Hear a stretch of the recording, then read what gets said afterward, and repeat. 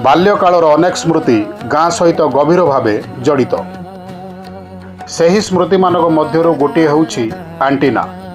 ଆଜିର ପିଢ଼ି ଯଦି ଏହାକୁ ଦେଖେ ସମ୍ଭବତଃ ଏହାକୁ ଏକ ପୁରୁଣା ଲୁହାର ଗଠନ ବୋଲି ଭାବିବ, କିନ୍ତୁ ଆମ ପାଇଁ ଏହା ଥିଲା ସ୍ୱପ୍ନ ଓ ସମ୍ପର୍କକୁ ଯୋଡ଼ିବାର ସେତୁ।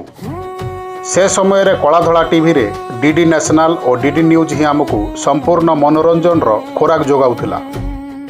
ସେହି କଳାଧଳା କାଠବାକ୍ସଟି ସମସ୍ତଙ୍କୁ ଏକାଠି କରୁଥିଲା।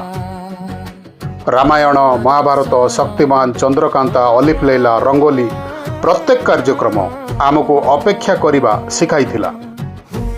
ସେହି ଅପେକ୍ଷାରେ ଧୈର୍ଯ୍ୟ ଥିଲା, ସେହି ଭିଡ଼ରେ ଆତ୍ମୀୟତା ଥିଲା। ସିଗ୍ନାଲ କଟିଗଲେ ସବୁକିଛି ନିର୍ଭର କରୁଥିଲା ସେହି ଅଜବ ଯନ୍ତ୍ର ଆଣ୍ଟିନା ଉପରେ। କମ୍ ସାଧନରେ ବି କିପରି ଖୁସି ମିଳେ, ସମସ୍ୟାକୁ କିପରି ସହଯୋଗରେ ସମାଧାନ କରାଯାଏ, ସେହି ଶିକ୍ଷା ଆମକୁ ବାଲ୍ୟ ଜୀବନରୁ ଶିଖିବାକୁ ମିଳିଥିଲା। ସେହି ସରଳ ସମୟ ଆମକୁ ଶିଖାଇଥିଲା ଆନନ୍ଦ ଯନ୍ତ୍ରରେ ନୁହେଁ ସମ୍ପର୍କରେ ମିଳିଥାଏ।